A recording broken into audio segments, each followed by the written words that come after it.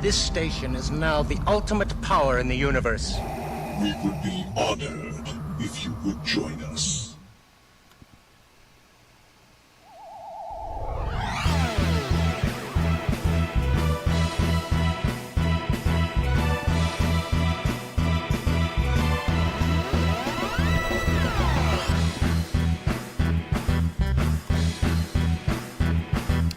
All right, it's another Thursday night, Docking Bay 94, and I don't know where Jeff is. But the role of Jeff tonight will be played by Sean. Apparently. Well, that's, yeah, because I'm connected to the Zoom. I was going to put our other little 2-up thing here, except... Well, but he'll come in. It's also set for Jeff. Yeah. There's Colleen. So we'll do that until he makes it in. Hope everybody's had a terrific week. This show is, of course, Docking Bay 94. We do this every Thursday night here on sci-fi.radio, sci-fi for your Wi-Fi. We also broadcast on Twitch and Facebook, YouTube. We're just absolutely everywhere. I'm Sean Obi-Shawn Crosby. I'm Colleen Kaylee Crosby. Sorry, I was waiting for Jeff. I know, right? No worries.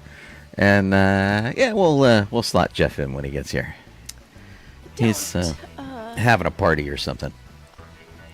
So there's an ad on Twitch, and then on Sean's Facebook page, we're playing, and it's Kelly. Hey, Kelly is there, and we're also playing on YouTube, and I don't see anybody on YouTube. Nobody from YouTube yet. We're not playing on DB94 for some reason. Oh, weird. Well, over on Twitch, though, we have Dawn and Talon Thorne is on, and Alan Kalachi has popped in on Facebook. So people are trickling in. Cool. Even if Jeff isn't. Yeah, Kelly, it's the Sean and Colleen show till Jeff makes it. Unless, he got the calendar wrong. He didn't say he got called in to work or anything, so... We expect them later. So, I guess we're not playing on the DB94 page, or I'm looking at the wrong one. I don't know. Because I do that a lot. I look at the wrong one. Well, let me take a look, and I'm going to go look and see if all of our streams say they are connected. Yeah, all of our streams are streaming. I am still showing an ad. Like, the ad won't go away. It's Well, that's rude. there permanently. And our faces are over in the right side in a tiny little window. Yeah. It is. Well, we're unusual. tiny little people. True. I'm going to try for a different ad and see if that works, or if this is just like the new way that I get to see it. Well, that would be absolutely terrible. Yeah. Colleen has all commercials all the time. And we have, Talon Thorne says we have a restream at Discord. So that's cool. So restream at Discord. Oh, do we? That's interesting. Yeah. Okay. Oh, and Jeff says he's almost here. Great. So, there we are. Yay. Restarting the page made the ad go away after it played. All right. Good to know. So, I know we're over on sci-fi.radio, which is good. Yeah. So, and yeah, I see us over on Docking Bay 94 too. Oh, you do? We're everywhere. My page must be just absolutely... Well, I wonder if we have a terrible connection. Well, let me try the other Docking Bay page because there are two of them, and no, it's the podcast one. Oh, the speed test is okay. We're all right. I don't know why. We're all fine here now. Hey, and Jeff's popping in. All right. Hey, Jeff. Yeah, I don't get it on Docking Bay 94. I will just ignore it. All right, I can see Jeff. He's very quiet. Let me get you over into the studio. There you are. All right, and I'll boost your volume up. There, we should hear you pretty well. Okay. Yay! Woohoo! Howdy. Hey, We are all met. All right. Boba-Kit chimed in. Lori's here. Yes. All I right. see so Oh, many more weird. people than I do. It's looking good. Well, that's because I have all three feeds show up in my chat. Harumph. Ultimate Crispy, power. Crispy and Alan as well. Hey, right on. Anyway, gosh, hope everybody's week was good. Was not a bad one. Although, temperature-wise, this week was stupid. It was hot. It was cold. It was hot again. Yeah, it's hot again. Yeah. Yeah, it's just like, oh my gosh. Yeah, it like every other day. I dress for the day before, and it's always wrong. Right. And so I've been uncomfortable for a week. Yeah, it's kind of really dopey because you try to dress comfortably, and then it gives you a number. You look at the weather, and the weather gives you a number, and then it misses the number. Yesterday, on my my iPhone, I get a little thing that says, "Oh, it's on there today too." But yesterday it said that the weather at the time was 60 something, with a high of 68.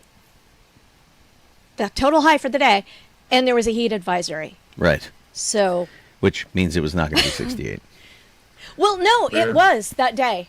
It was a high of 68, and elsewhere in California, I'm assuming, was where the heat advisory was applicable. Yeah. But here it was not. It was chilly. Lori said it was 95 in Anaheim. When we went to Disneyland on Tuesday. Yesterday, yeah. Or was it yesterday? Ooh. Oh, wow. We have Christine now. Haven't seen her in a long time. Hi, Christine and Mella. It was yesterday. I guess it was yesterday. It was. I can't remember. No, it was yesterday, I think, because I killed my feet. I walked about 10 and a half miles with Judy. Oh, okay. And we got pretty hot. It was pretty toasty for sure. I don't think it was as bad as Tuesday, but it's like very roller coastery. It's like up and down and up and down and up and down. Yeah. One of the things that we did do yesterday at Disneyland, which was kind of fun, is we broke out these little like Disney key things for the 70th anniversary of Disney. They sell these in the park for $60, although they're on sale for $40. And they did a thing that I think is causing trouble with them, which is they changed the pins inside. So the idea is that you get one of 9 pins in here, and of course, pin collectors being what they are, they're like, oh well, we have to get all 9 pins, and so people have been buying these for $60, getting the pin, and then getting rid of these keys, and so. I don't care about those.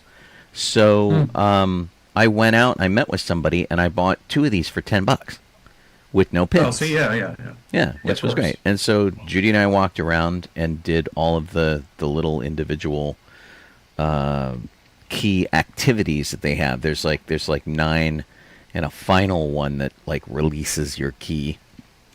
There's a little door on the back here, which I think I can get. There's sort of like a shortcut if you don't finish anything. If you hold the buttons in, the little door flips open, and you can get your pin out without doing all that, which is what the people who've been buying these things have been doing. They've been getting them, opening the thing, getting the pin out, and, selling off these keys. But we actually had a pretty good time. It was a little more fun than I thought it would be, kind of in a scavenger hunt way. And every time you went and did something, it would like change the color of it, depending on where you went. And so there was one on Main Street in the firehouse. There's one by the train station. There's the Jungle Cruise. Each one has a little different color and pattern assigned to it. And then when you, depending on where you are, you get like a different music thing. So in this case, this is like the Haunted Mansion one. So cool. And so it'll play the Haunted Mansion theme, which is really great. Nice. I want to do that. And so they can, if you do one of these in the park and the particular area that you're trying to get, the particular key lock that you're trying to use, is broken, as it was yesterday, we discovered over in Tomorrowland. Oh, yeah. That's later one. You can go to the front of the park, and they will give you that one, and make sure you get all of them done. And then they can actually reset these keys, so you can do the whole thing all over again without having to buy a new one and get a new pin, which was pretty cool. So, yeah, all of the stuff they were doing, it all has... That's like Tomorrowland, which is the Michael Giacchino music. And the very final one, if you do absolutely everything and it goes like full disco mode, Yeah. gives you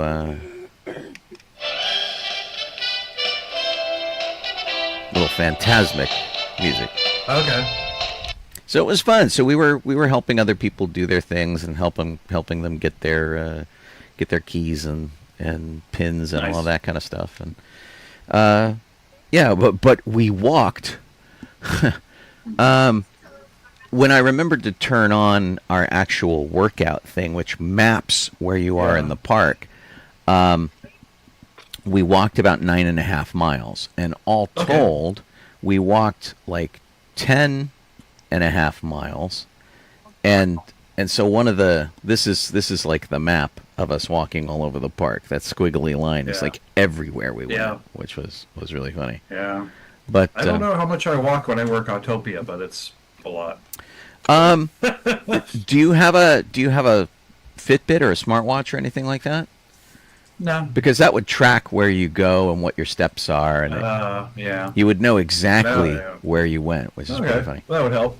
I So- mean, I also walk to and from the parking area now because it's the buses aren't always reliable, so I just start walking. Right. More for exercise too. Well, and that's what we did yesterday, and we actually have to be careful when we start our workout that's going to track where we walk, because if we do that, and if before we get on something like the monorail or we get on the tram, it will think that is part of our workout because we're moving quickly, and it's like, oh my gosh, you're running at 24 miles an hour.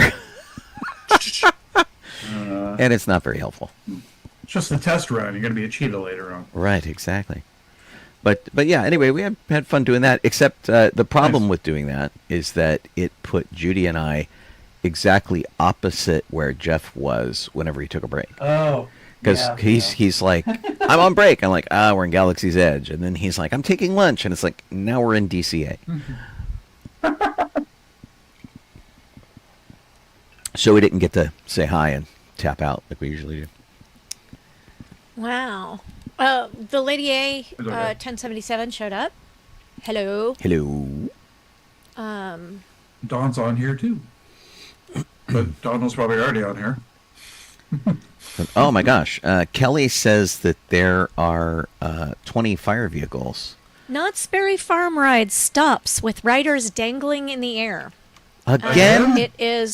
It says this isn't the first time Soul Spin has gotten stuck with riders on board. Back in November, Oh, boy. Air 7 captured terrifying video of riders stuck for over 2 hours.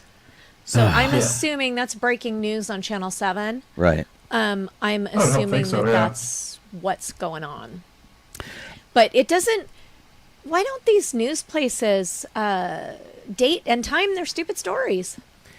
Is- Oh, I wait. don't know. I clicked on it. This is an old story. Never mind. Oh, okay. Oh, okay. Hi, Lisa. Lisa's watching. What, how is that spelled? S-O-L or S-O-U-L?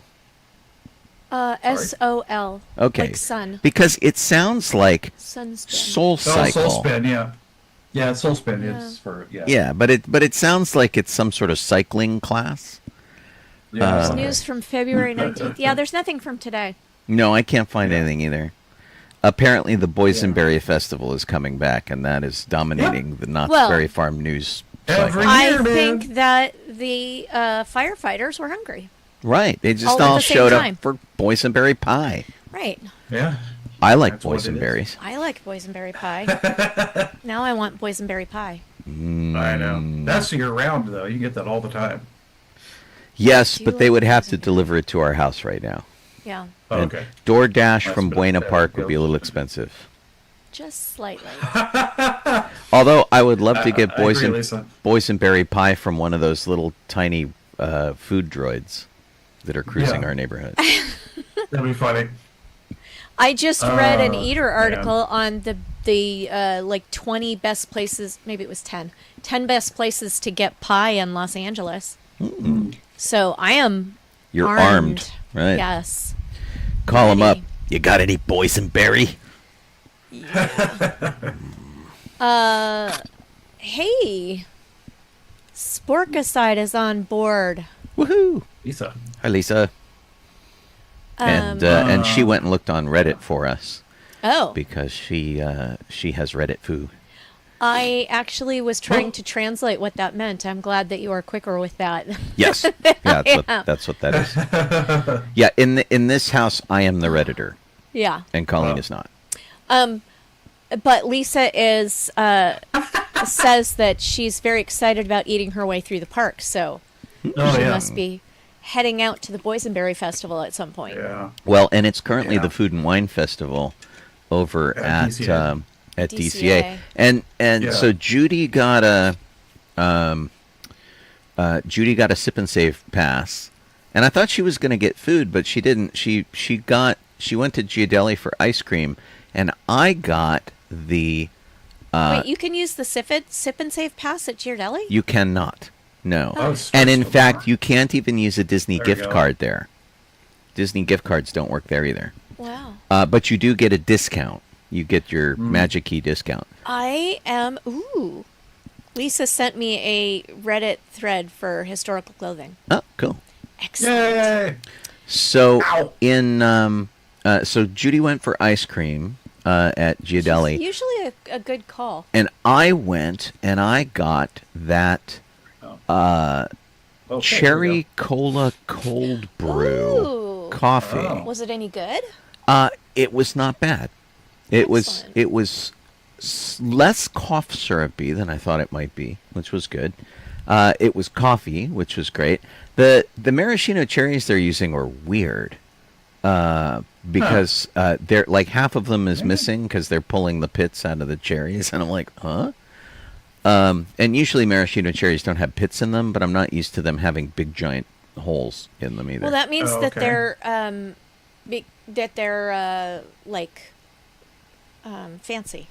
I guess it was very weird, but yeah, it was good. And like most of Disney's drinks, which come separated, where you have like the drink at the bottom and there's like a cream frosting on top, you have to mix the crud out of it before you drink it. Which one? And so it was pretty tasty. I did enjoy it. I'm I not think sure. Jeff wants you to repeat the name of the drink. Oh, the drink was the cherry cola cold brew, and it came from the LA style food booth over at the Food and Wine Festival. And okay. I enjoyed it. I don't know if I'll get it again. And it's certainly, Ghirardelli ice cream wins over that. Of course, for Yeah, sure. I am a big fan. But it was nice to try something new. Oh, and what Judy did, actually. Judy likes to ask them to replace the chocolate square that they stick in the top of the sundae Yeah. with something different. Like what? So she'll ask for like a dark chocolate square instead of a milk chocolate square. Okay. And they're usually accommodating. And so this time she did it, and they said, well, if you want that, do you want the dark chocolate hot fudge in your sundae? And she's like, there's my dark gosh. chocolate hot fudge? And they're like, yeah. And they did that, and then they're like, okay, and do you want the dark chocolate drizzle over the top? And I'm like, where has that been all my life? Why have I not been getting that? Because you've been getting the cherry coffee thing. Apparently. Anyway, so that was kind of amazing, and so we have all learned a little something this week. That one, you can ask for a replacement chocolate square up on top, and they're usually pretty accommodating Nice. for that. We've been doing that for a long time. Nice. But dark chocolate hot fudge, dark chocolate drizzle. So There you go. If you like Nice. such things, otherwise just get it stock and you don't have to worry about it. But like I'm a dark chocolate junkie. Okay, I pulled up the best pies in Los Angeles from Eater, and I've only been to 3 of these places. Oh yeah, I've been to the Apple Pan. Apple Pan is good. Apple Pan is good. There it goes. I've been to Pie and Burger, Mm-hmm. and I've been to Cake Monkey.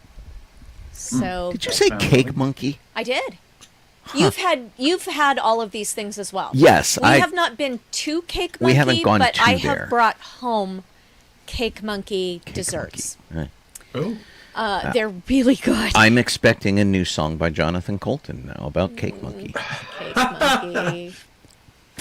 Cake Monkey makes these Yeah. little cupcakes that are like ding dongs, but better. Oh, okay. Lori says that she's not a dark chocolate fan, but just understand that because they will make these substitutions, you can also get caramel. You could also, if it's a dark chocolate sundae, you can get milk chocolate in there. So it sounds like they're down to mix things up a little bit based on the stock sundae that you order off the menu. So I think that's the key takeaway here. Whether if you don't like dark chocolate or milk chocolate or whatever, you can tailor them to your happiness, and I think cool. I think that's a cool thing. Nice. So, let's see what else happened at Disneyland of note. Did you have a thing? Well, With you guys? we have it on our list to talk about later, so we'll just Yeah. talk about it later. Oh, okay. Yeah. Continue. So they're doing What you did. massive construction on Main Street, which for a brief moment had shown the Carnation Cafe, which is what the sign has said for many, many years now. That sign was removed, and the Carnation Company sign that goes back to at least the 1960s was revealed for a brief time, which was really kind of neat. They're doing the entire... So did you get to see it then? I did not. I didn't get to Oh. see it in person. No, because they put up their fake vinyl covering that looks just like the buildings while they're doing work there. They put Yeah. like a facade thing up there so that you don't see what they're doing. But it was like the day before we went or something. We just missed it. And but that was kind of neat. A lot of people took pictures, which was really kind of fun to see that something there that could date all the way back to like the 50s. So I need to return to this Yeah. cherry drink that you tried. Yes. The cherry that was in it, Yeah. was it bright red or was it dark blood red? I think it was. It wasn't. I don't think it was fake red. Okay, so it wasn't a maraschino cherry. It was supposed to be a maraschino cherry, I think, but Yeah. The picture shows a maraschino cherry. And the as Lisa points out, the cherries, the fancy cherries are Luxardo cherries, which are like really super fancy, and they're with the dark cherries. right. So maybe you just got like a spoiled. Just a weird Cherry. one. Yeah, I don't know. It's hard to say. I didn't pay that much attention to it, so Right. it was the cherry was the least of the drink. Right. It's the afterthought when you're done with the drinks. You're just like, eh. But half the cherry was missing because whatever process they used to get the pit out of it took half the cherry with it. A big gaping hole in it, which was Wow. like really kind of a drag. It is a drag. Colleen and I often have maraschino cherries with desserts and things, and I haven't seen one like this one in like if we go to Bob's Big Boy and have a hot fudge cake with the maraschino cherry on top, it's largely intact. There might be a little slice in there where they got the pit out of it. This was like giant robots took half of the thing. So, Sean went to a Road Squadron event on Saturday. Didn't you? I did. Yeah. So I didn't set this up. Tim in Road Squadron set this up. An event that I've known about for about 3 years and have not gone to, which is the Inland Empire Strikes Back. So it's in Riverside, which is about... It took me about an hour and 45 minutes to get there with traffic. I made it just in time before they started, which was good, because we have to get the cars on display and that kind of thing. And it was in a park, which was really kind of interesting. So it was an outdoor science fiction convention. So if you picture a convention where all of the booths are in easy ups and things, it was almost like a sci-fi farmer's market. Okay. Where, you would go from sort of easy up to easy up to easy up to check stuff out. There were R2 builders. The Droid Builders Club from Disneyland showed up. Alphonse and his fiancée showed up, but they weren't displaying their car. We had Brent with his car. He's got the Sabine FJ. We had Robert, who has a Boba Fett car. He's new. Tim had his. Has he got a Toyota? He's got a Toyota. Don was there with his Jedi car, sort of like the Jedi staff car SUV. I had my car over there, and we had one new guy. Oh, in fact, you know what? I'm telling you about this. I can actually show you the pictures. Well, while you're looking for the pictures, I know I where they would are. like to say hi to Chris and hi to Phil Keller, who we haven't heard of for a long time. Oh my gosh! And also hi to Vicky and there's one more person. Chris Marble popped in. Jedi Laureen and Matthew Tillard. Yay! Sweet. Did you find your picture? I did. I am trying to boost them up here. Here we go. And see, we all kind of posted our pictures in the chat, so I can kind of show you guys what cars were there and what we were talking about. That's Alphonse, who did not bring his car. Yeah. Is he still working on it though? Yeah. They've got all sorts of stuff. Let me make sure I'm going the right way. Yeah, this was the Boba Fett car, which was kind of cool. It's a modern day Challenger. Yeah. Okay, and apparently it just dumped us out. Let me go. Oh no! Get these. Kiefer had his car on display. So there's Yeah. me, and there's Dawn. Am I going the wrong way? What's going on Jedi here? tr- There we Jedi go. transport. This is Tim's car. He's got a Honda, which Yeah. is kind of fun. This is the sort of Boba Fett Mopar look, and this is Brent's car. He calls it the Captain Rex, as painted by Sabine, which is cool. I don't know why this thing keeps crapping out on us. I went again. Yeah. It's weird. Let me pop. No, I go the wrong way. Our guys got engaged. Here's the group, just kind of hanging out. We missed you, Jeff. I We know. know you had stuff to do. Don says he exposed himself. Oh no, he got lots of exposure. He got lots of exposure. Yeah, that's a lot different. So Just kidding. Yeah, so this is. Hey to Golden Girls too. Yeah. I'm looking for Kiefer's car because he did something unusual where he did a pod racer. Yep. It just keeps dropping me out here. And his pod racer has engines on the front. Yeah. Okay, here's my pictures. Let's see if that works a little better for me. Gosh, this is absolutely the worst. Here we go. So we had a easy up. We have a tiny little banner that probably should be updated and made larger. A little bit. Yeah. You're killing me here. Looks good though. All right, the gang. This guy was like Wild Rex or something. He was supposed to be a cowboy clone, Gotcha. which was kind of a weird thing. But the whole thing has. Can you see the farmers market vibe that I'm kind of talking about? All the easy ups and stuff. There was a parking lot that had food trucks in it and things. We weren't near anything, so you couldn't like walk to a Starbucks or anything. There was nothing nearby at all, Okay. which was kind of Yeah. nuts. That's a bummer. And because it was called the Inland Empire Strikes Back, man, this is kicking my Oh, butt. dear. Because it was called The Inland Empire Strikes Back, everybody came in Star Wars costume. I didn't see any Harry Potter. I saw one Indiana Jones.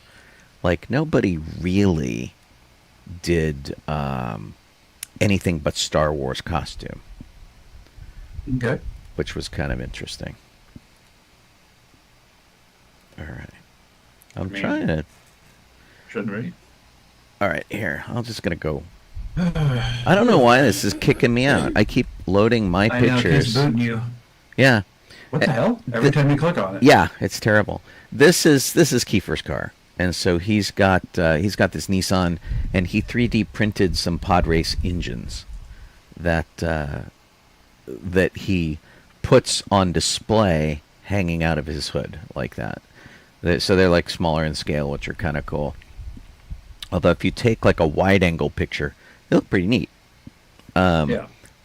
They were smaller than I thought they would be, but they work pretty well. So it was a neat design, and it was the first time that he displayed his car, like anywhere. Yeah. So that was kind of neat. So Yeah. the event was good, very chill, and we like most car shows, we spent a lot of time just kind of like sitting around. It was near a spaghetti factory, and I thought we were all going to go there after dinner, or after the event for dinner. But Tim like went for lunch instead. He was like, "Right, we'll all go over and we'll all do whatever." And then I said, "Okay, what time are we going?" He's like, "Oh, we just ate lunch there." And I'm like, "Dude, come on." So that was a little weird. I'm like, "Oh." But yeah, saw lots of cool people that we knew, and met new people we didn't know, and helped a lot of people fix their costumes, which was cool. They did an interesting thing where they had an LED screen on the stage that was like, I don't know, maybe like 6x8 or 6x10 or something, so that they could play movies on the stage in the sunlight, which was pretty fun. And so that was pretty enjoyable. And it was only one day, which I think was really good. So, but because we were in cars, they did put us next to both the dumpsters and the porta potties. Oh joy! Which that's nice. That's I exciting. could do without. They could put us in a little bit of a better location next time, I think. Wow. Would be nicer. But yeah, I'll probably go back to do it again. Because for us it was just more like going to a car show and less like going to a science fiction convention, because we just sort of hung out by our cars and did whatever. So if the rest of the event had been completely filled with like Mustangs or Camaros or Corvettes or something like that, our experience would have been no different. True. And then we also, both Sean and I went to go see Beetlejuice. We did Beetlejuice the musical, which was better than Edward Scissorhands the musical, which wasn't. Because Edward Scissorhands the musical was a ballet. Yeah, it was a ballet. And this was Beetlejuice was actually a musical. And I feel like it was probably a really fun show, but it was just a pretty fun show because, as always, the Pantages Theater's sound system bites. Yeah, I gotta say, so for the past couple of years, we bought discounted seasons there, which you like pick and choose, and you're like, okay, I want to see this show, but not that show, and whatever. And they bounced our seats around a little bit, and we haven't found a particular seat that's like, oh my gosh, we can hear here. And I have come out of these shows. Poor Colleen has to listen to me vent about it. I've come out of these shows going, I think I need to get my hearing checked because I just can't understand it. But I guess this was... I can't understand it either. Right. And I guess this was opening night, somebody was saying. And as a result, we ran into people we knew. We ran into my friend Brandon, who is a big Beetlejuice character guy. So he plays Beetlejuice at events. And I think he ropes his daughter into it as Lydia. and they make it like a family thing, and that's fun. and so it's a lot of fun. And so he's really good as Beetlejuice. He has a lot of fun playing it. He does other stuff too. He does Obi-Wan and other characters and things. And so he was there. He said this was the 6th time he had seen it. And so he's seen the play 6 times. And then Nice. we ran into Kathy and Dean Johnson and their son Patrick, and we know them from science fiction conventions and that kind of thing, way back. And so they were there, and everybody else was also saying that the sound was pretty crappy. Like Lydia was really clear. And someone younger than we are was saying that the sound was pretty crappy. Right, so right, it's right. not So just that we're old. Not like we're old. And, Yeah. yeah, we're. But it was fun. Okay. I'm kind of tired of going to the Pantages. Sorry.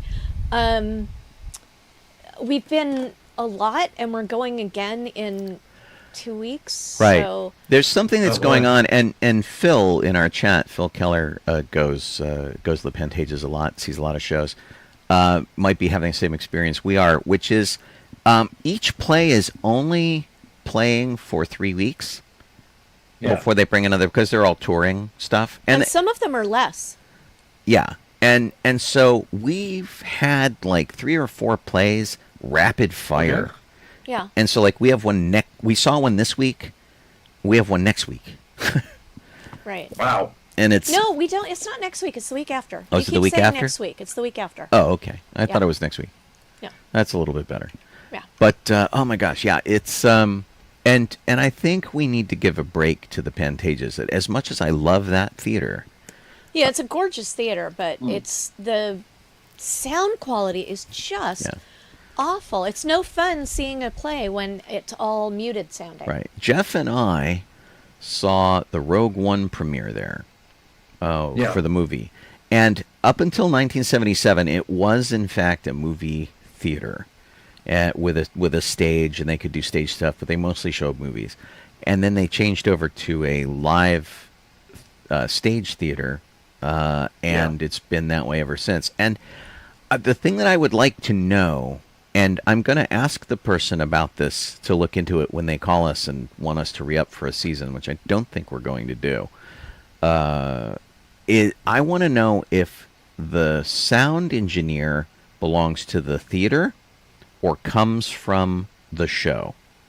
Because we saw 6 just like a month ago, and Yeah. 6 was like it was like a rock concert, and the audio there was really good. There was like one person who we couldn't exactly hear, and I think she was sort of doing some vocal affectation that made her difficult to understand. Everybody else was absolutely terrific. And in this case, we had one person who was good, and everybody else was like, what did he say? What did he say? There was a joke there. Everybody's laughing. Why can't we hear it? It was like nuts. I can't Gotcha. even find 6 on our calendar, which is odd. Yeah. But Beetlejuice was fun, and there were so many young people. They had a couple of school buses that had bused kids in, and that they just made it really exciting, and you knew that they had seen it before because they were screaming at the very beginning. Like Right. nothing had happened yet, and they were already screaming. And one of the things that was kind of fun about the show is Beetlejuice gets to sort of break the fourth wall in a way other characters don't. Oh, okay. And so there are lines in there that get changed up where, like, he came out and the very first song he did, like, the second line in was very specific to the Pantages Theater and things like that. There were a couple of characters that were talking about the things they were most frightened of, and one of them was like, I'm really scared by the Trader Joe's parking lot, which is, probably not a thing that works really well on Broadway. I'm sure it's completely different on the Broadway show. But for a touring production, like, the quality of the costumes were really good. The quality of the props was very good. And we were worried about it being 2.5 hours, and it actually cooked along pretty quickly. Yes. Oh, So good. we really That's good. did enjoy it. Hey to Eric, finished his dishes and joined us. Hey, Eric.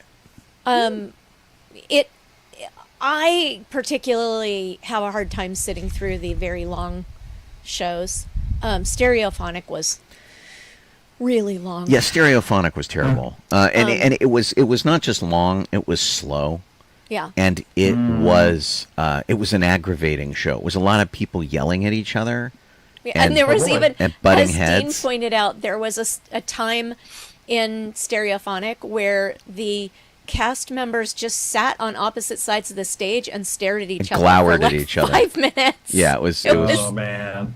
really it was a pretty lot. tough, and we all had the same problem with Stereophonic, which is it's ostensibly like a musical, and it won Tony Awards for both being a musical and being a play. It fell into both categories, and so it won.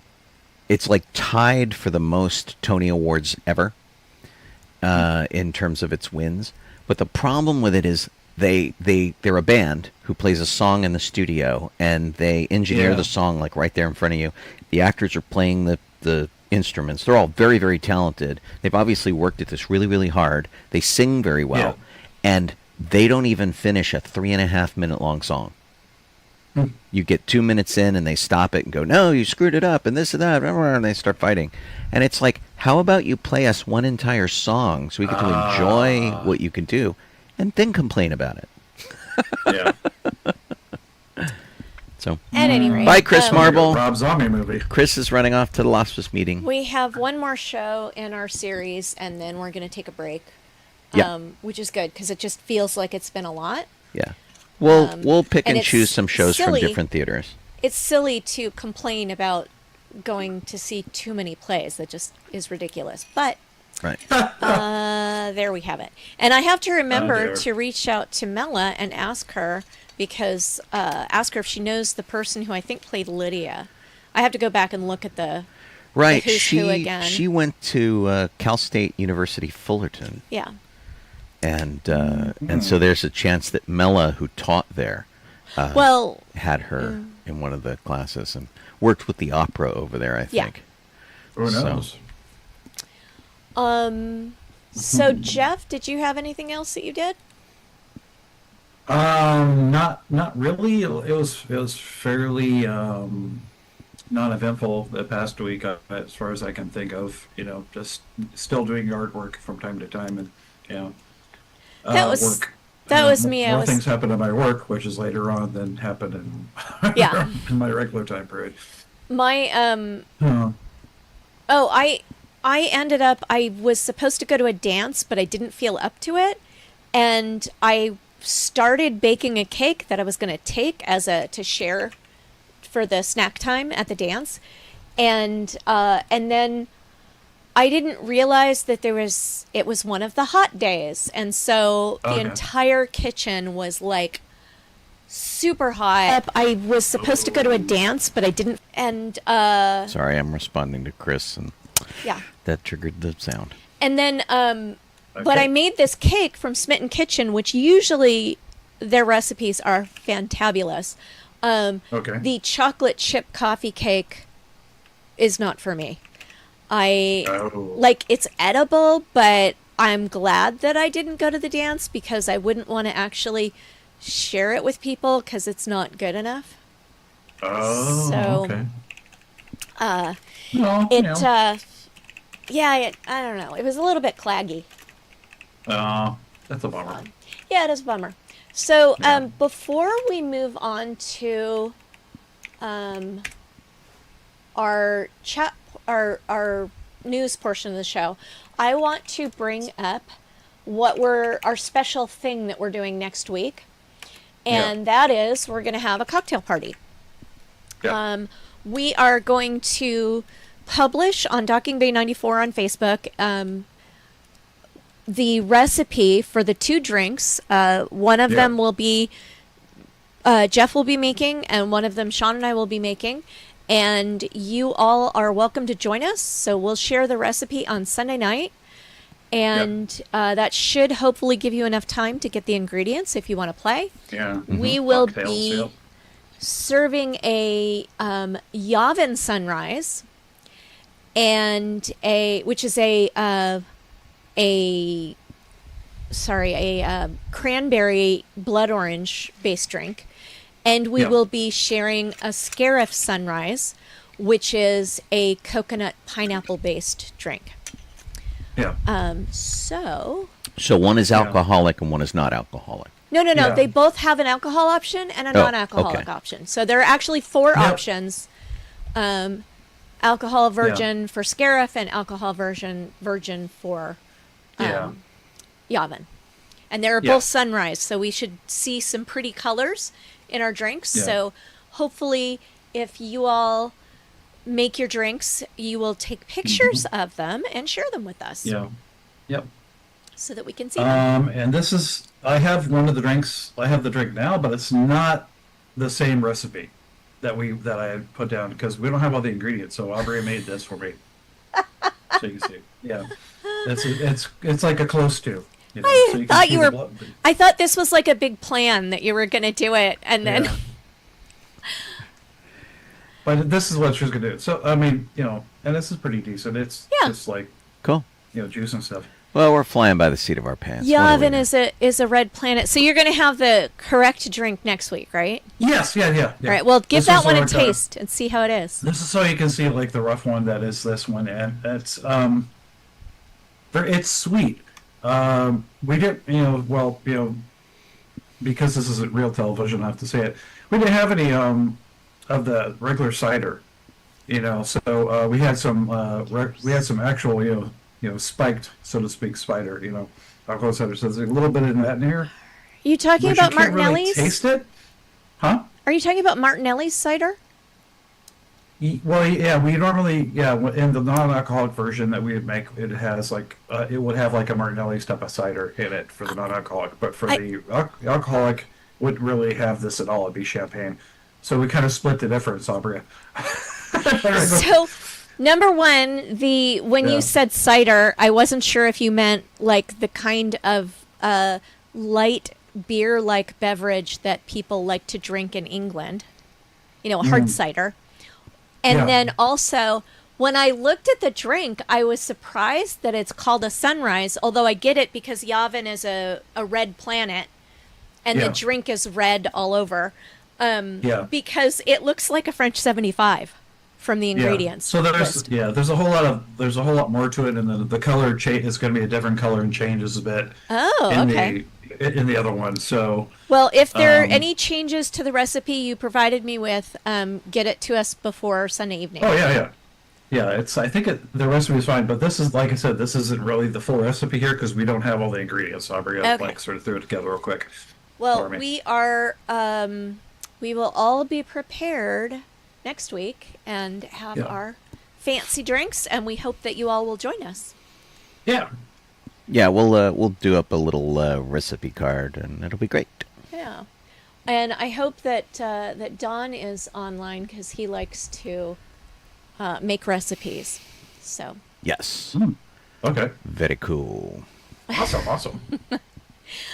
Don had a Golden Girl 2 is talking about Don exposing himself, but it was that he got great exposure of his car. Right. So his car exposed itself. Right. It was family friendly. Yes. Safe for work. Yeah. Let's move on to Star Wars. Okay. Go, Jeff. Star Wars. Actually, we don't have any of the birthdays. There are no birthdays. It's just history. Yeah. Weird, huh? We have March 11th, 1971, at least the year I was born, not necessarily the month, is when THX 1138 was released, George's first theatrical.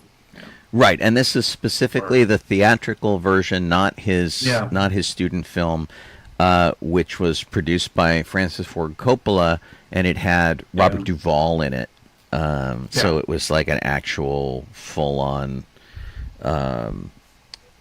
theatrical release, and it's the thing that got things started. He did that one, and then it let him move on to American Graffiti, and although I gotta say, it's a creepy movie. Yeah. And I think he went back much like he did with Star Wars and fiddled with it. Right. More recently, like these like in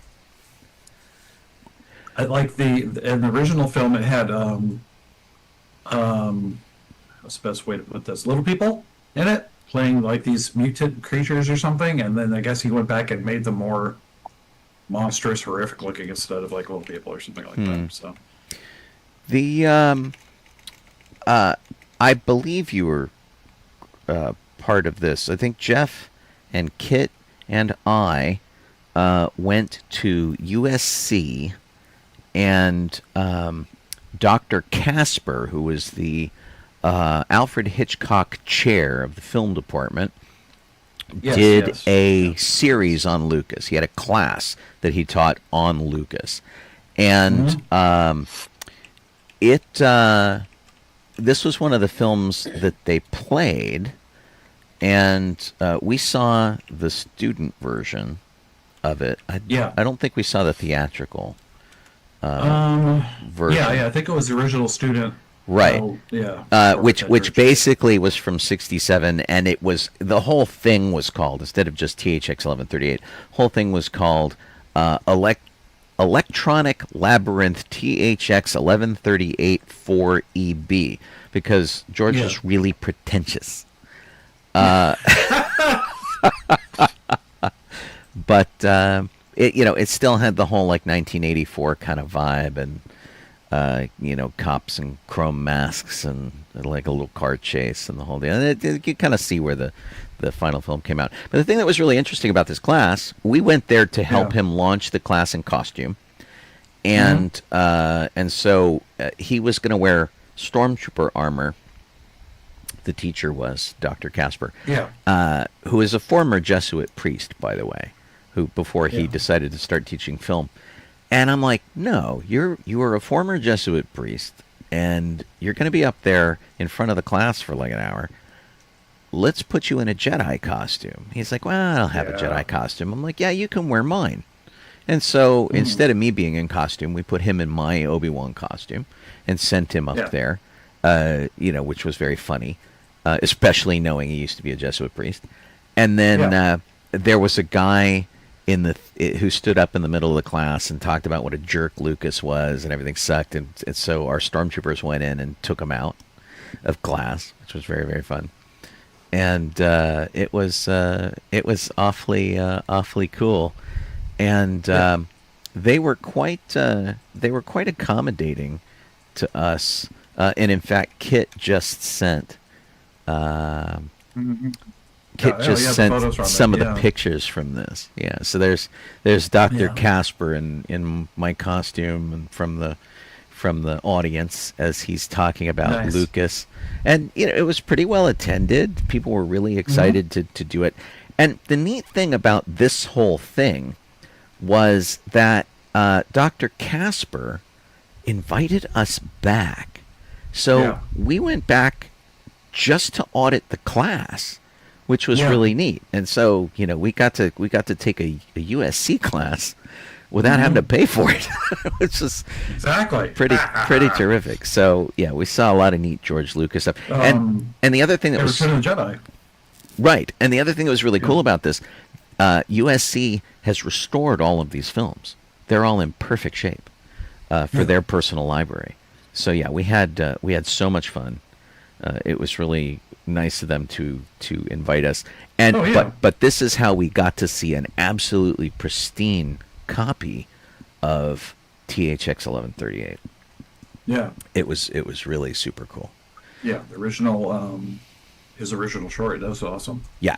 So that was great. It was a really, really kind of fun time. And I think it was it seems so long ago. No. I know.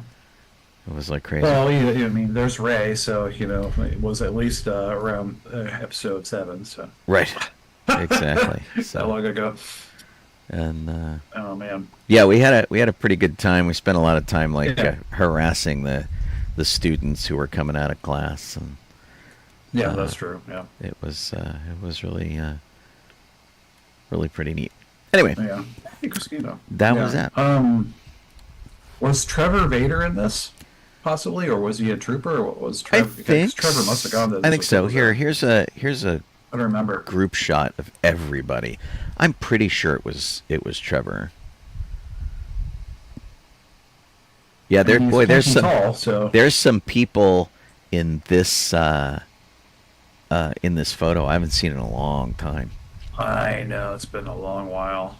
I see some couples that have split up in there too. Yeah, it's like, ugh. It's neat. But yeah, there's like a Steven Spielberg there. There's a George Lucas. There's Kit's down there too, and our Yay. Wranglers, and me. Was I not in the other pictures? Oh, I was in the Oh. other pictures. Yeah, probably. I was just Should have been. hiding, Yeah. whatever. Anyway, it was a really pretty good time to do some Star Wars charity in a fun way, and I sort of tie 1138 to that because that's where we got to see the student film, which you don't get to see very often. No, not really.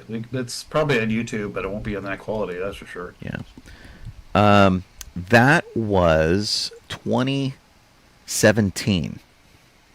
Wow. January of 2017. So it's almost 10 years Dang it ago. all. Almost 10 years ago. Yeah, geez Louise. Okay. But, okay, next bit of news. March 8th, 1977 is when Marvel's Star Wars #1 was shipped 2 months before the movie came out. And ran for 107 issues, but that's when they, Marvel was, I guess, got the rights to do the comic book, and, thank goodness. Right. Where did you get your copy of the comic book? When I had it,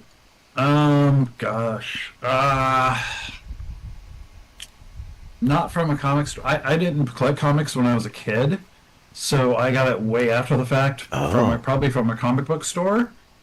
Okay. There's a little bit of this. A little history about this is that when I was younger, I wasn't really much of a reader. I watched everything I watch now, sci-fi, Star Wars, and everything else. I watched all that and TV, but I wasn't really much into reading anything. And then when I got into high school, that's when my mom started. She bought me a bunch of comics from I don't know where, Swap Meet or something. And so I started reading those, and I get so around say my freshman year or something of high school, I started getting into reading everything. Oh, cool. So the comics would have been around then. That's when it would have bought the dang thing. So in the 80s. So well after it came out, but from most likely from a comic store, because there was a couple near me. Comics were not exactly allowed in my house. I had very few of them growing up. They were pretty cherished by me because of that. There are comic books I had that I wore out and absolutely loved them. And in fact, they used to do these giant Star Wars super special comics, which were twice normal size, which were really great. And so they did that with Star Wars. But I got the small ones first before the super ones came out. And the easiest way for me to get a comic was from Kmart. And if you went in the back where the records were, which was almost an afterthought for Kmart, there's it was a department store, it had lots of other stuff. It had some record racks and things like that, but it also had it had a pet shop in the back. And right between the records and the pet store, where you could buy fish and things with wall full of aquariums, you could get comics on a couple of spinning racks, and that's where I got mine. Before the movie came out, but I'd already read the book. So my path to Star Wars was backwards from just about everybody else's. Read the book, read the comic, at least the 1 or 2 issues that came out before the movie did, and then saw the movie. Okay. Yeah, so it was really weird. Nice. Yeah, I collected comics basically from my high school years and up. So that's kind of what that happened with, and I ended up with a lot of comic books that I kept kept moving around with me when I moved. So, and eventually I sold them all, so I would have to freaking haul him Carry him everywhere. around. Yeah. Let me, And sadly, a big mistake, because look at what Yeah, stuff I had. now they're I would worth a lot of money. I would not. I could sell it now and be sitting pretty. Let me jump in here and remind you guys that you are listening to Sci-Fi.radio, Sci-Fi for your Wi-Fi. You could be watching us on Facebook or YouTube or Twitch. And the show that you are listening to or watching is Docking Bay 94, DB94 is what we call it for short. We appreciate you guys hanging out, especially Kit, who is doing all of our links and things and does our social media. If you have sort of subscribed to our Facebook page and follow that, that's all Kit. She does all that kind of stuff, which is pretty great. I am Sean Obi-Shawn Crosby. Jeff Soldado. I'm Colleen Kaylee Crosby. And we're getting ready to start our second hour here. And while I have interrupted to answer a question that Jeff had about Darth Vader, yes, it was Trevor. Yeah. Woo! Cool. Awesome. This was There we us go. at that USC event again, which is pretty Yep. most of us out of stuff. What's Yeah. What's funny is I seem to have reclaimed my Oh, costume Manny. from the teacher and put it back on. Yeah. Is that looks like Manny behind Trevor? Manny? Yeah, it does. Aw. Yeah, we miss Manny. Yeah. I thought of him a lot in the Philippines. He's one of our 501st guys who passed away not too long ago. Yeah. And Man. he was very proudly Filipino, and I thought of him a lot when we were in Manila. Yeah. All right, what's next? Okay. The last one. There's only 3 of them here. Number 3 is. Well, okay. March 12th, 2002 is when they released the poster by Drew Struzan of Attack of the Clones. Oh.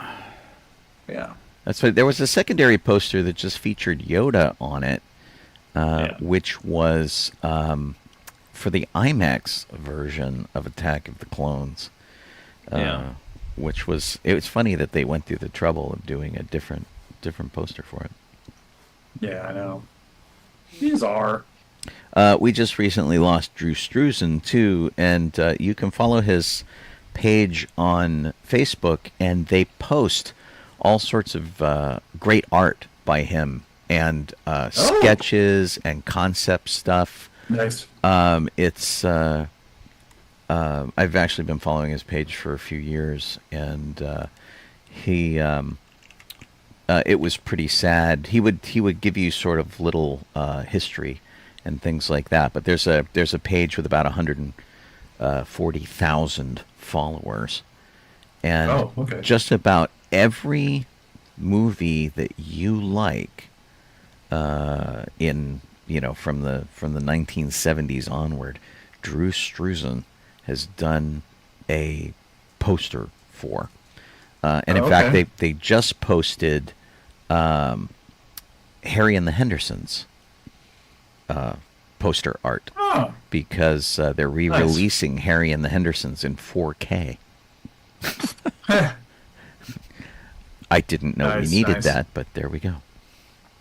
Oh, and I should show you guys this. While we're talking about Drew Struzan and we're talking about George Lucas and USC and all that kind of stuff, this is a poster. It was a concept poster for Back to the Future that Drew Struzan did as one of his ideas that he was going to flesh out.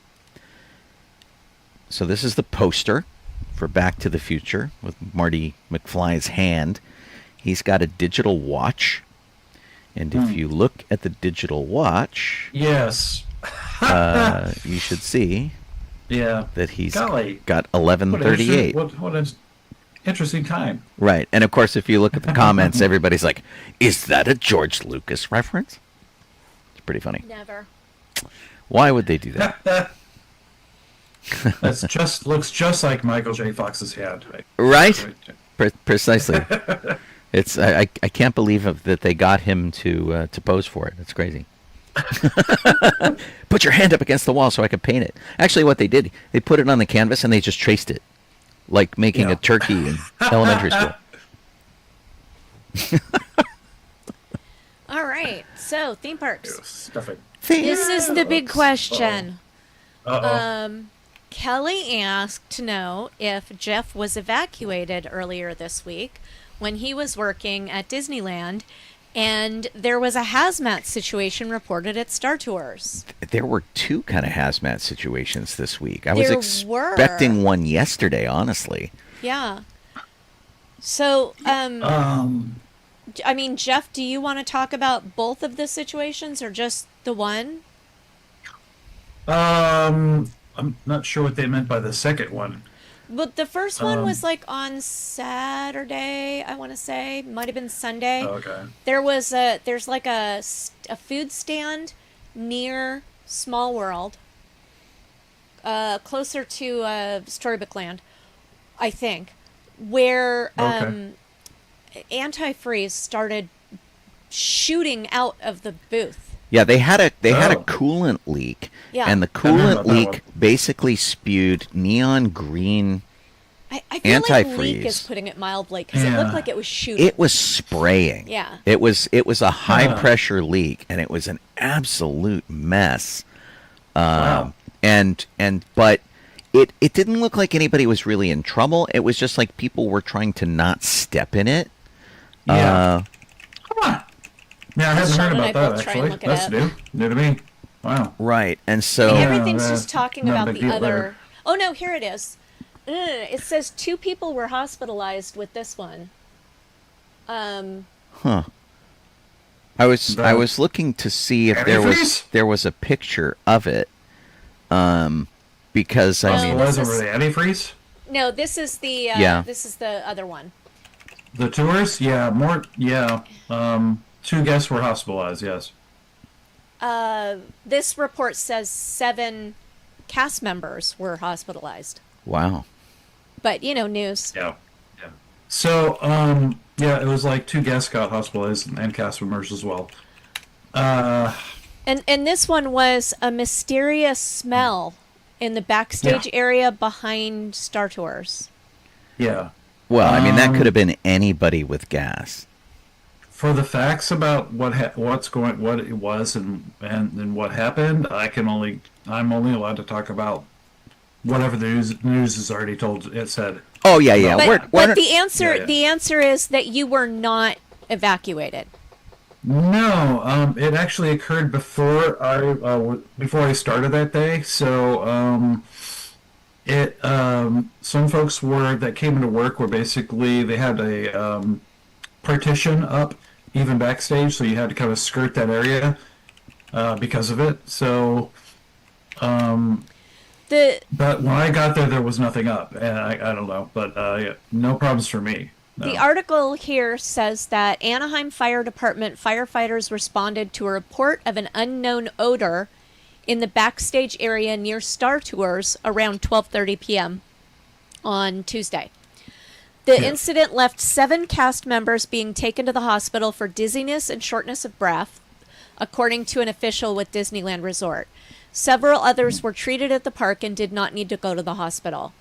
Firefighters said that park operations were not affected. The cause of the odor is unknown.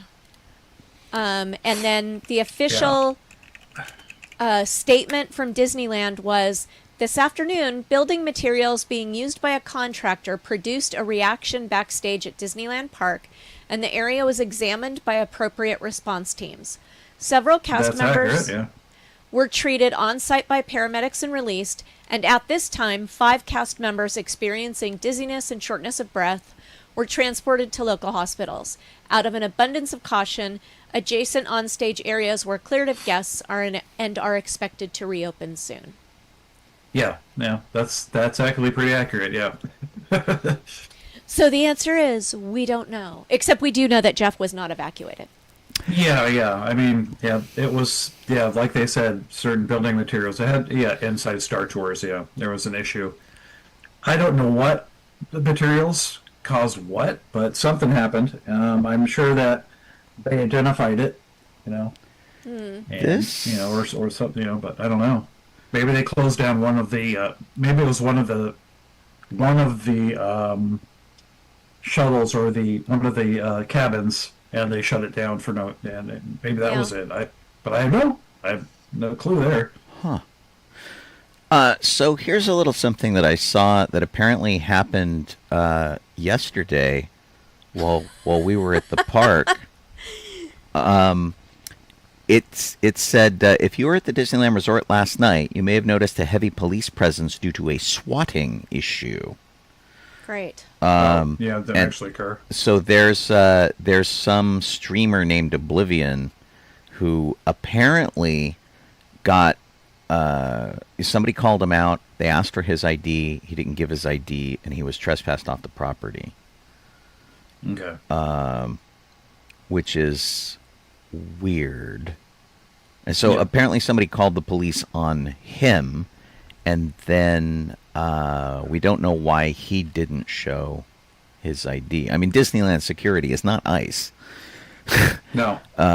So I thought it was because like a false threat that was called in.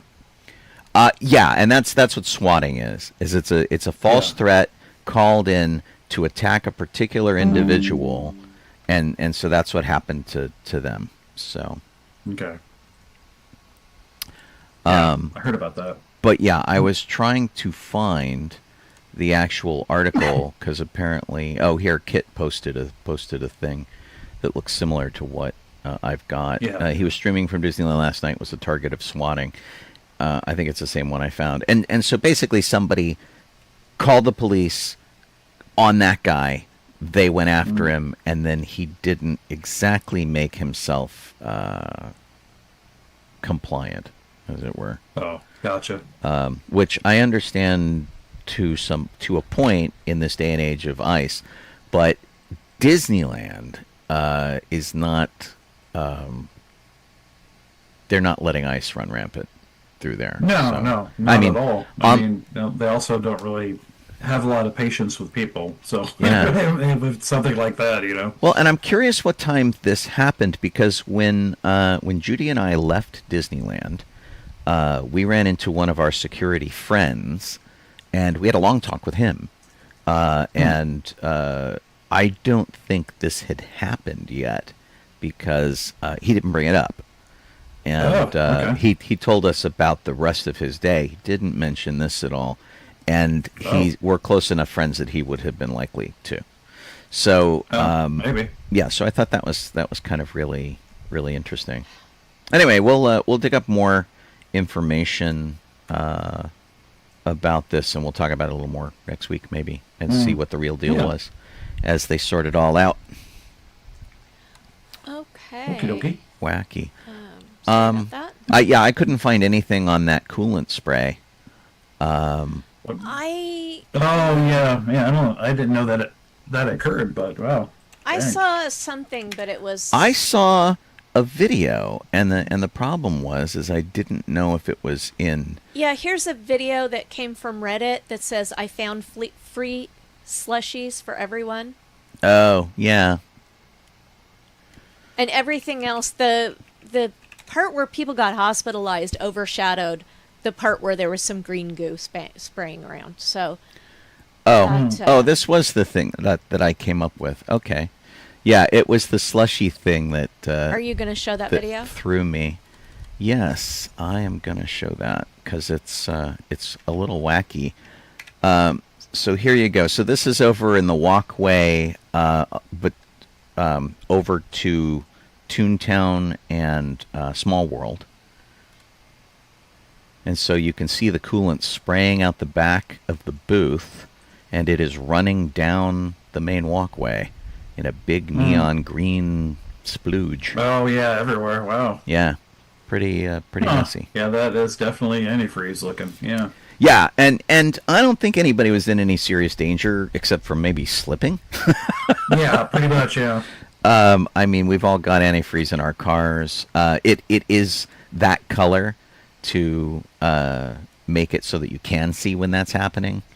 Although, while we're talking about Disney and various fluids, there was a problem initially when they were doing their animatronics where the hydraulic fluid in the animatronics was red. And so apparently Abraham Lincoln sprung a leak and it looked like he was bleeding profusely, which is not a good look for an assassinated president. Well, you know. So Disney with their figures that use hydraulics now uses a different color of fluid. Yeah, now they use electric usually. Now, I don't know if there's a whole lot left that use hydraulics anymore. I think in Pirates of the Caribbean, some of the older figures that are there are the A100 animatronics, which still use hydraulics. The A1000 are almost all servos. They're all electronic. Yeah. Mm-hmm. Yeah, so. I've been there a few times. So when they some of the animatronics would spring a leak. So, you know, when I worked as a costume person, so that was interesting. Lisa's like, oh, that Long time ago. That was just a night at the theater with President Lincoln. Yeah. Yeah. Yeah. I mean, like half the time, like they wouldn't shut down the rides when they had like a leak or something. They would just send through a lot of empty cars in hopes that it would take a short amount of time to fix the issue. Right. So, like if you go on Pirates and you see a lot of empty boats going through, you know, and they're still running the ride, chances are that's probably the problem. Yeah, and I have done. I've been there when they've done that too, where you're like, okay, something's up. Yeah. Interesting. Where are we? We are up here, where I am not. Somewhere. Coco Land has an update at Disneyland, and that is that the trees behind the what roller coaster is that? It's the Incredicoaster. Incredicoaster have been cleared so that they can build the future Coco attraction. So it's right along Catella. Is that Catella? Right there? Because Disneyland's at the corner of Catella and Harbor.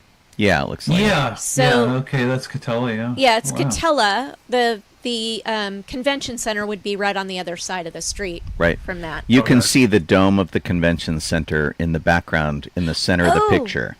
Sorry, that's not Catella. that is not Catella then. Yeah.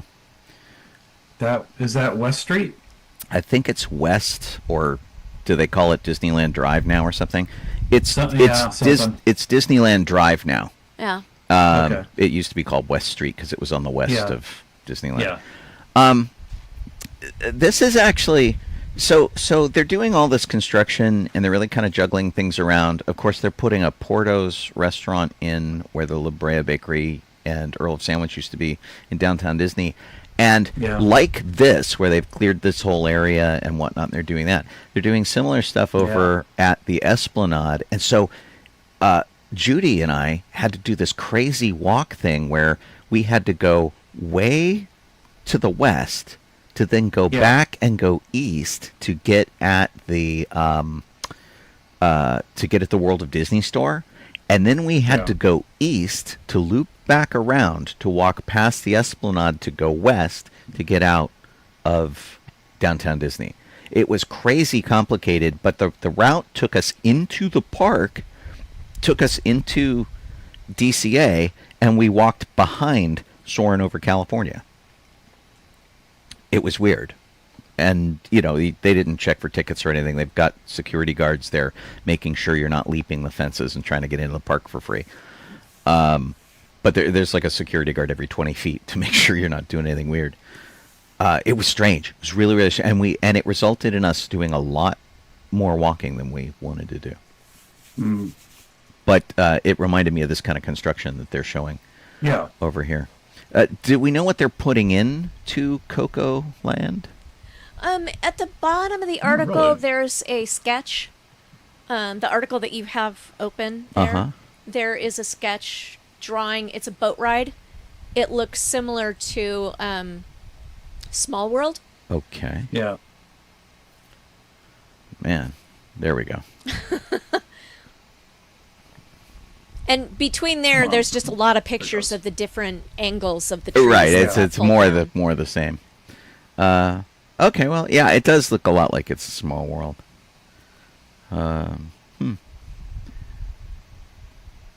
Okay. Yeah. Could be fun. It'd be kind of cool. I don't know, but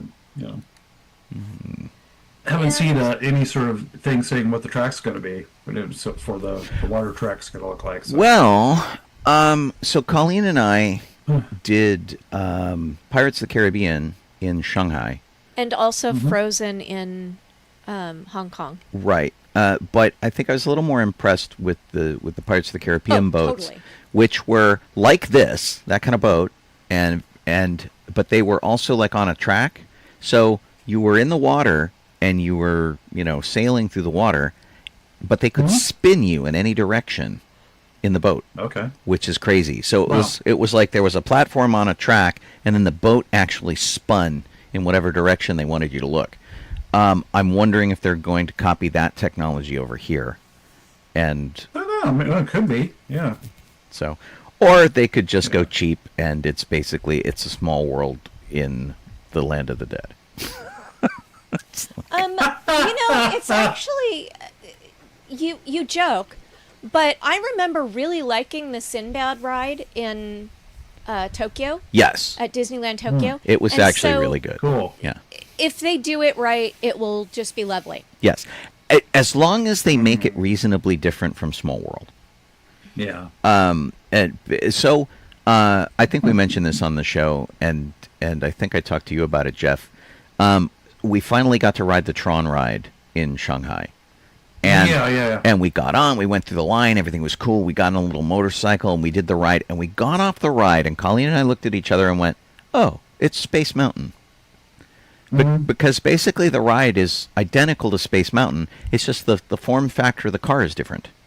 So you're like in the motorcycle pose as opposed to, sitting back in the thing.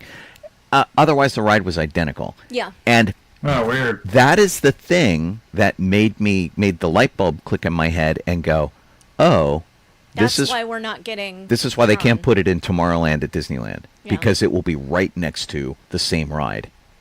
Yep. That's what they did in Florida, though. Yeah, and why? And it's weird. Although their Space Mountain's a little bit different in that they run multiple cars and they're side by side 2-seaters, and it's slightly different than ours. But the side by side 2-seater cars are like maybe even more like the Tron ride, because the motorcycles are side by side. We had a quick question from the Lady A1066 who asks if kosher food is available at Disneyland, and it is. You need to go look on their app, and they in Disneyland Park, it's available at Blue Bayou Restaurant, Cafe Orleans, and Red Rose Tavern, and at Disneyland California Adventure Park, it's available at Smoke Jumpers Grill and Wine Country Trattoria. The hotels have availability at Storytellers Cafe and Goofy's Kitchen. So I would just say, like, if you can't find the information on the app on a day when you go to one of the Disney parks, I would go to guest services and just ask, and they'll direct you. To any of the kiosks underneath the umbrella, or even City Hall, will hook you up. Mm-hmm. And Colleen and I discovered exactly how complicated this process can get in, or where were we, Hong Kong? No, it was Shanghai. It was Shanghai, where Colleen really wanted something, but they serve so much shellfish, which Colleen's allergic to, that they went through like 4 or 5 different people before they could tell us that, no, you probably shouldn't eat this. They had a manager who came by who said, we can't guarantee that there's no shellfish in that. So And it wasn't, you take your chances, it was, you may not have this. Right, we will now not sell it to you because you have identified yourself to us. So, man, I'm in China eating pizza. Yeah, because cold pizza, because it took so long for them to go through this whole project. That what a bummer. To be fair, though, the pizza was shaped like Winnie the Pooh. Yeah, and to also be fair, Shanghai had great options, including the amazing sour turnip soup with duck leg that they sold off of a cart. That was really good, and like I should have eaten it both days. It was so good. And similar for the egg custard tarts. I love egg. Sean didn't like the soup. I love the egg custard tarts. Were so good. that I wish I had gotten them twice, but I did not. Because it was the first day we went to Shanghai, it was raining really hard. And so the thought of trying to eat a clear soup in the rain just didn't work for me. You know, that one of the things that's really cool about Disney is they're so far advanced over there that they have these really cool things that are called umbrellas that Yeah, but like we keep didn't have one. keep the rain from getting in. I'm sure we Oh, could have dear. found And I someone for didn't you want to to. eat. I also didn't want to sit in the rain eating. I just didn't want to sit in the rain eating soup. It just. I'm sure we could have found a place if I not had in the been rain. inside, then it would have been fine. Someone left the pizza out in the rain. Right, right. Okay, so It did have pineapple in it. it was a California. So not only did we eat pizza in Shanghai, but we ate Hawaiian pizza, which is the kind that we always get at home. Right, So right. That was But it was shaped like Winnie the Pooh. it was, Oh, well, there you go. All right, we got that going for us. Okay, so I am on the wrong document. I'm looking at the cocktails for next week. Don't forget, you guys, you're going to make cocktails. That's right. You're going to join us for Or a party. mocktails. Yes. Disneyland announced the new theme park head and Disneyland president. And basically that was Josh D'Amaro announcing who's taking over for him. Right, as head of the Disney parks. Yes. Josh has been pretty good about being accessible. Colleen and I have talked to him. At length. I have run into him in parks before. I really hope that whoever he's got is as attentive as Josh D'Amaro is. We've been jokingly calling his promotion and the changes that are coming D'Amaro-land. And because he's sort of in charge of everything now. And here's a picture when they rang in the stock market, which they did with one of the train bells from the train, which was kind of interesting.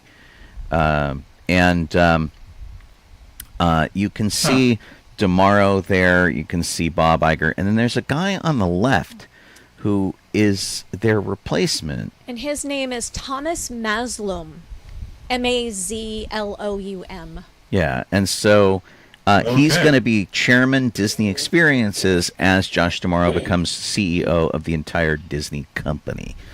Wow. And this encompasses the cruise ships, theme parks, resort hotels, the Disney Adventures line of stuff, consumer products, and Imagineering.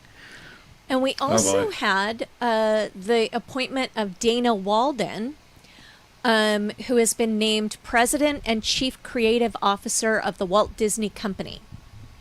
And these appointments are effective March 18th. So Do next we? week.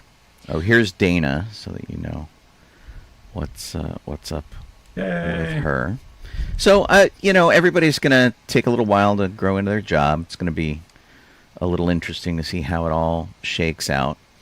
But I think Yeah. that Oh, there's also, they also named, I didn't realize this before, they named Jill Estorino, President of the Disneyland Resort, Tazia Filipatos, President of Disney Parks International, and Lisa Baldzicki, President of Disney Consumer Products. well, cool. Okay, then. Well, now we got to learn all these new faces. All these new faces and all these new names. So I think who you were you looking at the blonde woman in the red suit? I was, and That's actually is it Estorino. Jill Estorino? Yeah. Because Oh. They didn't show Dana. I don't There's- think. Unless Dana is the I Man. thought maybe that was because this looks a little different. This is Jill Estorino for sure, as credited in the picture. She looks a little different than that other woman. oh well. So, like I said, we're going to have to learn all these new faces. If I get it wrong, mea culpa. It's my problem. We're working on it. Yeah, and they didn't show us pictures of everybody, so Right. And so they're like, lots of pictures that and are then they have a picture of Gordon Ramsay. unnamed. Right. It's like we have no idea who these some of these people are. Right. Okay, moving right along. Digga-ding, digga-ding. Olaf So, brain melting. Josh Gad? Josh Gad was supposed to appear at Disneyland Paris this week to celebrate the new world of Frozen. And sadly, he had to leave before he had a chance to even see any of the world of Frozen in Paris because his mother took ill with a serious medical emergency. And so he had to fly home to be with his mother, and we hope that she is doing well. And this is hot on the heels of him having released a video through Disney where he's been doing Disney jobs as various ride-op jobs, and he's done Haunted Mansion, he's done a bunch of stuff like that, and Jungle Cruise. He just did Storybook Land, and that video is actually out there for you to look. So it's kind of weird. He did, and there was an announcement, of course, when he was doing it, because people are walking by going, "Is that Josh Gad? Oh my God!" And they're taking pictures, and he's like, "Come on the ride," and people are like, "No." I would have gone on the ride. Right? We'd have been on it. I will ride on the ride with you anytime. Which unfortunately, there hasn't been an update on his mother's condition, so we can just... He just posted it at 8 o'clock yesterday. Yeah. So, honestly, he's probably with his mom. Oh, and, yeah. You know, what you gonna do? Right. Okay. There is a new menu in the Japan Pavilion at Epcot, and that is an omakase menu, which is basically the same thing as a chef's tasting menu for a Japanese restaurant, where you're just trusting it. The translation is leave it up to the chef. And it's a 2-hour dining experience that sounds exciting. Yikes. Similar to the new restaurant experience we have at the fancy, expensive restaurant at the Disneyland California Adventure. Not California Adventure, the Grand Californian Hotel. Oh, yeah. Oh, okay. I can't remember the name of the restaurant. I'm sure everybody on... It's like Napa Rose or something? Napa There's Napa Rose, yeah. Yeah, they have a new tasting menu there. Takuma Thai has this new tasting menu, and it looks fabulous and probably really expensive. Because when they have tiny little bites and a lot of them, it's usually really expensive. The smaller the food, the bigger the cost. Yeah. Anyway, everything looks so beautifully placed and just lovely with origami things and flowers and just all sorts of loveliness. Yeah. 5 courses, huh? Did you get past 6 courses up to the origami thing yet? Yeah, I'm showing the origami right now. There it is. Which is the 6th course, the rice course. So that's Eric Gerd says it's like, and he just has dollar signs and a lot of them. Yeah, right. Cha-ching. Yeah. 7 courses and a cocktail. Yeah. Oh, drink pairings. Sorry. Drink pairings are also really expensive. And we already talked about the whatever's going on at Knott's Berry Farm. Right. Oh, the fire? Yeah. Oh, is it a fire? Boy. At Knott's Berry Farm? She said there were a lot of fire right? vehicles. She said there were a lot of fire trucks. There were 20 fire apparatuses there. And I did a quick look up and couldn't find anything. But that was right when she had driven by, so maybe it has changed. Yeah, I'm not seeing anything there either. Yeah. Okay. Weird. Well, maybe John is still plugged in and he'll tell her. Yeah. Right, John used to work at the fire station right across the street. Yeah. I posted in our show chat that the Boysenberry Festival, which actually starts tomorrow, they're showing a lot of the food they're going to have. Oh, where did you post that just now, or did you post that and we missed it? Oh, you posted it right now. In our Facebook Messenger between us. Yeah. I just didn't know whether you had just posted it or whether it was, a week ago. Just now. Yeah. Okay. Well, I was going to show. I found a video that they have. I don't know how complete it is. When you put boysenberry syrup on a tan colored cake, a light colored cake, kind of looks like blood. Yeah. Yeah. This is some of the other stuff, lots of merch that they're selling, cups and Snoopy dolls. Interesting that Knott's has gone to the same format that Disneyland went to, where they don't have the long, thin document that shows everything. They have a shorter document with side scrolling. With side scrolling. I am not a fan of that. Yeah, I'm not either. I mean, maybe it's a thing that makes sense on a phone or something, but I bet it does. But I'm It's not annoying on I'm a not a computer. fan of that either. Yeah. So Yeah. Okay, the I guess you boysenberry can click on each to find more about it. the boysenberry brick is, I think, the thing that looks like It's bleeding. it's bleeding. Fried brioche with boysenberry jam and right. boysenberry soft serve. I'm trying to get that It could be. for y'all. Hang on a second. Yeah, and then I guess you can click on each of the tasting card item things, and it probably gives you more information, but maybe not. I can't tell. Let's see. I assume so. Nope. No, it's just a hand. It doesn't do anything. Yeah, it does look an awful lot like blood. Yeah, That's- it doesn't. There's nothing happens when I click on it. Okay. Yeah, just the side scroll. Yeah, there it is. I see it. Yeah, the is that the what is coconut? It's the brick. That must the boysenberry brick. Yeah. But yeah, these are all the stuff they're gonna have for tastings. for the When is boysenberry that festival. starting, Jeff? Or does it say it in this article and I'm too lazy to look at it? Oh, it starts tomorrow. Starts tomorrow. Awesome. And how long does Yeah. it last? It's last till April. Let me see here. Let me go back a page. It'll tell me. Or it won't. But last I checked, it was saying it was going to be it goes through April. Yeah, I this side don't scroll think- stuff really blows. That I can eat deep fried pickle spears and French fries with Yeah. boysenberry aioli. It just Sounds gross. sounds gross. I love boysenberry, but some of this sounds really gross. The boysenberry sausage and mushroom pizza. Oh, there it goes. Yeah, no. And they have some sort of pasta that looks like it's gone wrong. It looks like it has cat droppings in it. Aw, If that's the not- same one, the one that's next to the pizza. Yeah, next to it's kind of greenish. It's like green pasta with purple cat poop. Yeah.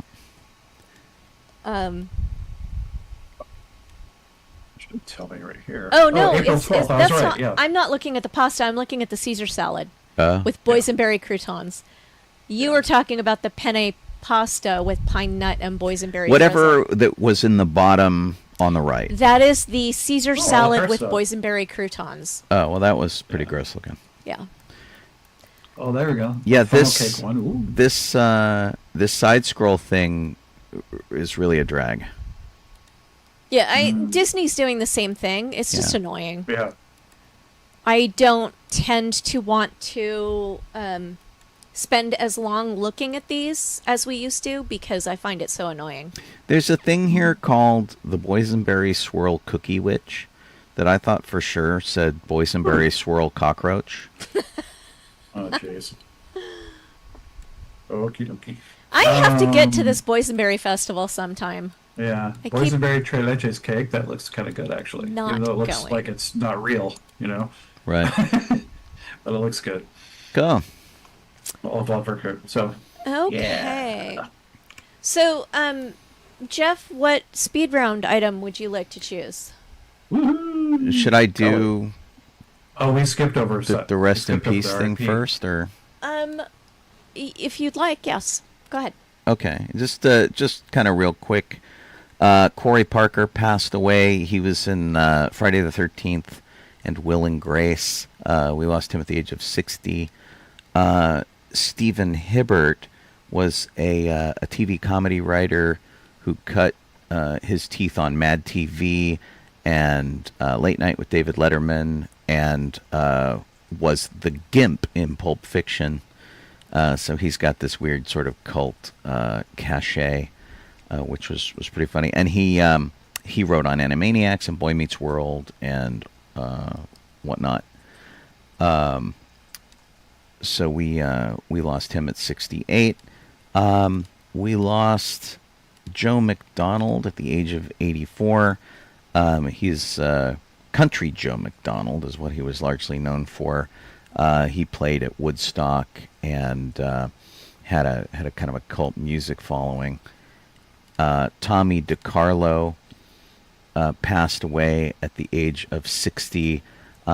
He was a fan, and then kind of hit it big when he became the singer of the rock group Boston after Brad Delp passed away in 2007. And so he came in 2007. He took over as lead singer for the band, and like talk about living your fan dream when you get to be the lead singer of your favorite band. That's kind of crazy.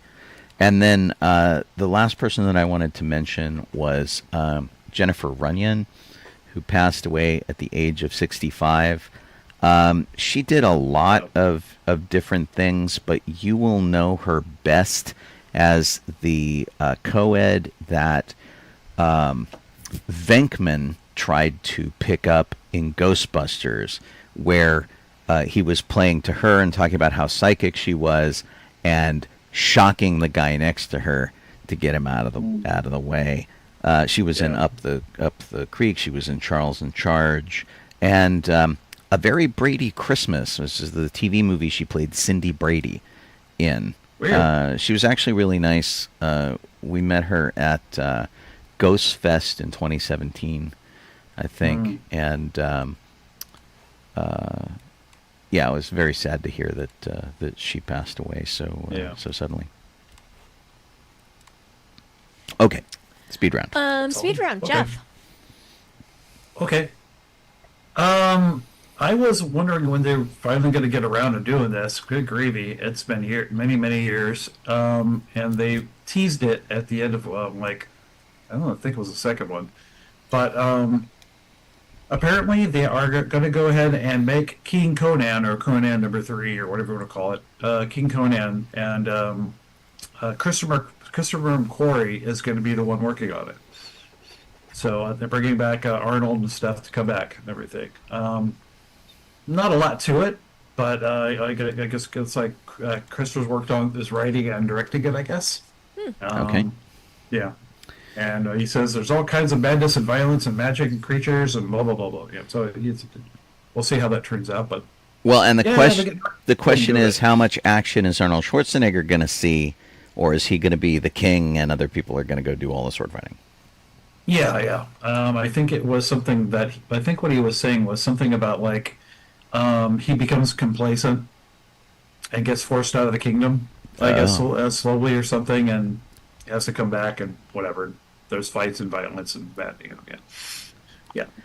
And I is just he don't know how much, like you said, how much he's gonna do. Who knows? right? And is he gonna get back into shape for all of this, or whatever? I mean, I don't think he's really fallen out of it. He's always every time he's working out constantly. They just doesn't show videos all the time, but every now and then they show him in the gym working out still. My good grief. Right. Well, I mean, that's his hobby basically. It's his habit. So good for him. Yeah. I know that you guys know my nickname here is Kaylee, and so I am a big Firefly fan.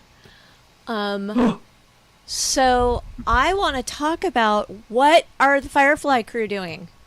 Nathan Fillion is going around knocking on their doors, Collecting them, telling them it's time, and then they're all nodding and saying, "We're ready," and "Is it that time already?" and things like that. So And there's a lot of speculation. I love the speculation ideas of what people are saying it might be. Yeah. People said it might be bobbleheads because they were all nodding their heads. Like Funko Pops. And he said That'd be funny. it's not bobbleheads. And they said I'm trying to remember the other things that he said it was might be a not. podcast. He said it wasn't He says a podcast. it's not a podcast. And there was one more thing. I thought it was like a con appearance or something. Yeah, Yeah. Said it the wasn't. convention appearance at like I Adventure Con or think something. It's an audiobook. Hey, you never know. Like the Doctor Who audiobooks. Yeah, it's either an audio book or they're gonna do some script readings, which would kind of qualify as an audiobook. They're gonna do some script readings of scripts that weren't produced from the show, Ooh. because they Yeah. must have other stories that are already written, right? That they never got Yeah. to. I mean, what if they're making a cartoon? A lot of people guessed that it was a cartoon. I said that I would love a cartoon, especially Yeah. because it's a thing that they could do before Serenity. Alan Tudyk is back. They did go grab him, and they said we couldn't do it without you. So the movie doesn't seem to be in play. They weren't able to get Yeah. Shepherd Book. He is Sad. otherwise Oh. occupied. Yeah. Yeah. Yeah, Ron Glass has passed away, unfortunately. Yeah, darn it all. But yeah, it looks pretty interesting. Of course, the announcement is going to be made this weekend on the 15th, on Sunday. I think they're going to announce it at a convention that they're doing this weekend. And Alan Tudyk is doing a podcast with Nathan Fillion that Colleen has been listening to, that she Called, seems to enjoy. When We Were Spacemen. Once We Were Once Spacemen. We Were Spacemen. Yeah. Sorry. Yeah, it is Yeah. really good, you guys. Everybody should be listening to it. I will grab a link for you, if I can. Or Yeah, it's pretty cool. Anyway, so we'll tell you, of course, what it is next week. You will probably get the news sooner than that when they announce it on Sunday, and I just hope it's something really cool. And because I'm gonna be really sad to quote the Shepherd Book and the show, if it turns out to be something really stupid, they are going to be consigned to the special hell. The special hell. Because I want something cool from these guys, and the fact that they are going and grabbing everyone together, and I really like the idea of an animated series too, because everybody's aged, but not in animation. Animation, they can look like anything. Yeah, totally. If you go to Once We Were Spacemen, and it's plural, oncewewerespacemen.com, you can listen to the show there. Right. Pretty cool. Yeah. Sean, what do you want to talk about? So, Prince William had a little meeting with Warwick Davis Oh, Prince William. Sorry. and said, You said something else. don't you already have one of these? To which Warwick Davis said, no. And he was certainly afraid to say anything else, because what he was getting was an order of the British Empire. So Warwick Davis has been knighted. This picture here, you can take a look and you can see his children are in the back on the right, watching their dad get knighted. And Warwick Davis was so absolutely chuffed because the prince got down on his level to do the whole thing. He didn't just stand there and like lean over and be weird. He came down, met with him eye to eye.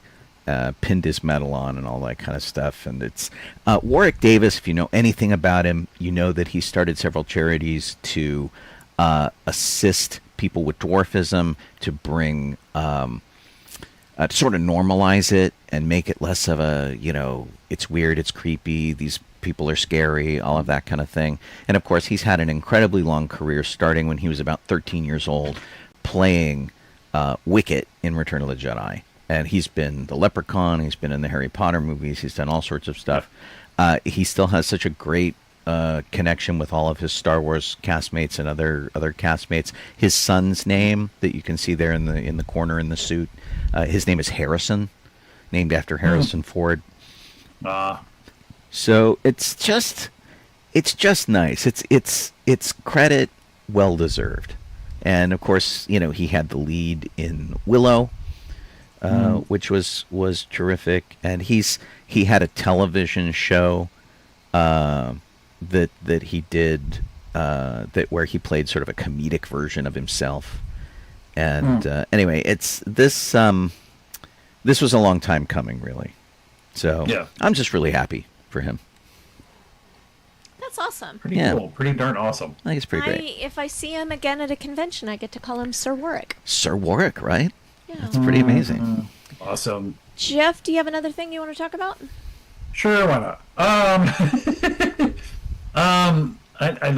guess I don't think we talked about this. We might have, or some of it. Is that this may be some of this might be, I guess you could say, is rumor, but I think it's actually fact by now.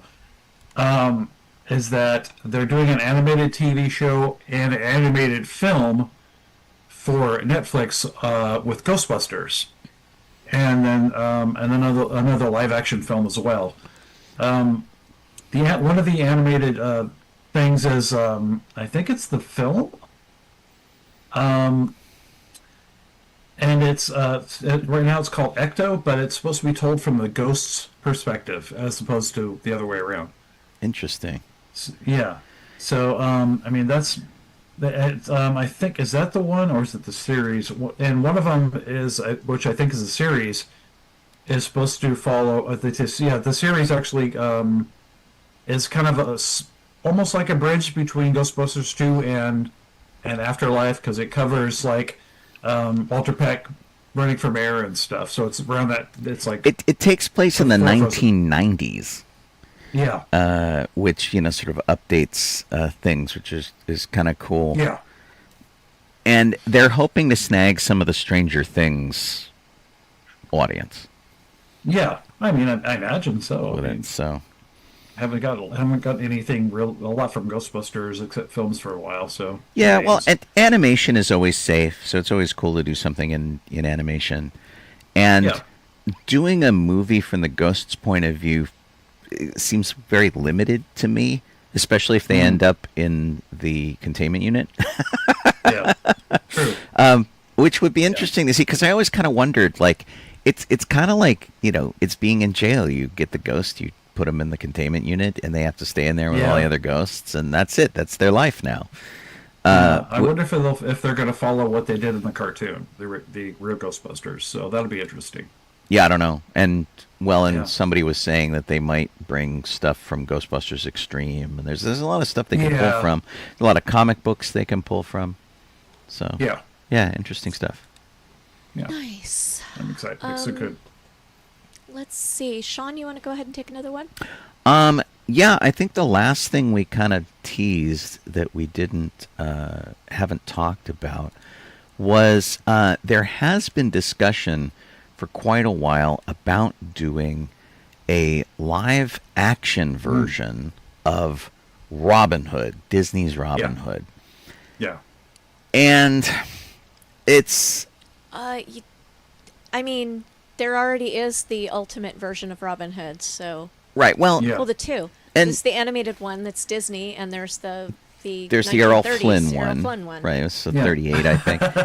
There you go. So Robin Hood came out in 1973. Of course, it was sort of a musical. And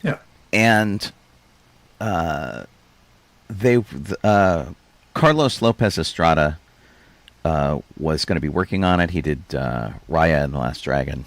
And he said, it's dead, sadly. I say sadly because I actually thought there was something really special and original there. Some truly extraordinary music we had figured out for it.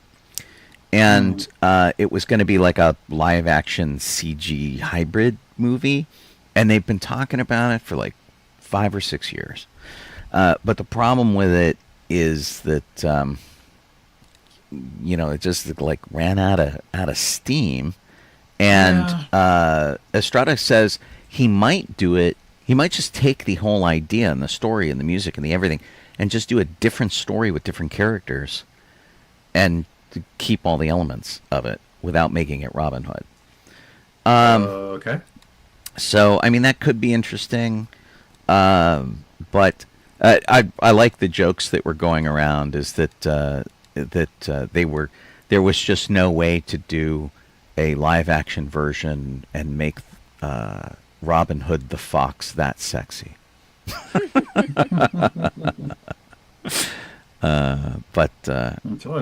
Anyway, yeah, it's it would have been interesting, but doing like half live-action and half CG seems weird because there are no humans in it.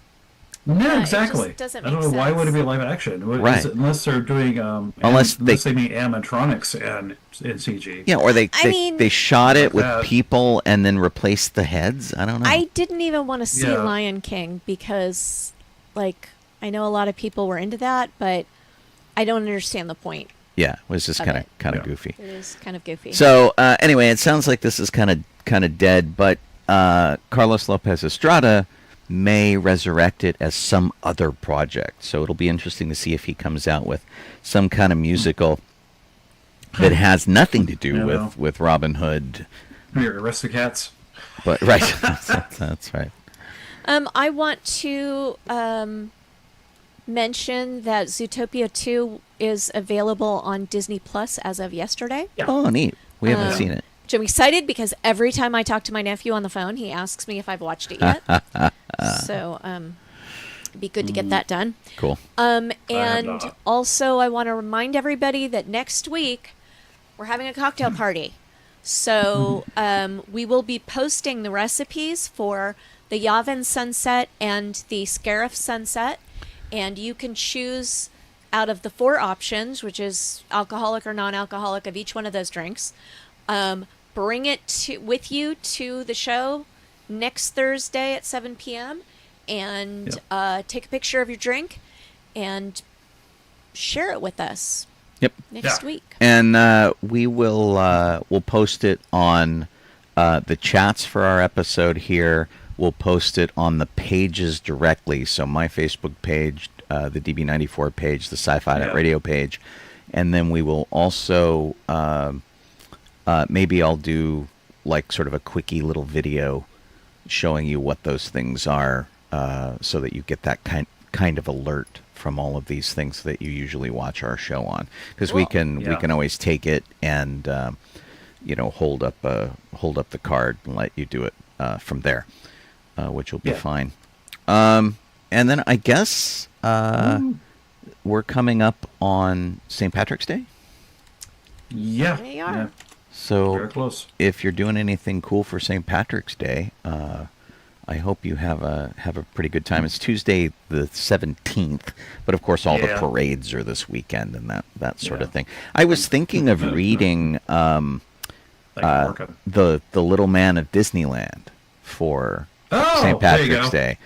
Patrick Begora is a leprechaun who lives in Disneyland, and he has 2 little golden books about him.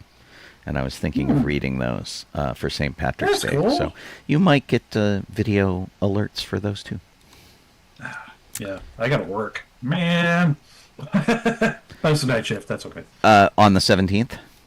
Yeah, I work. I'm closing that day, but maybe during the day I'll be able to do something here. That's Yeah, or something.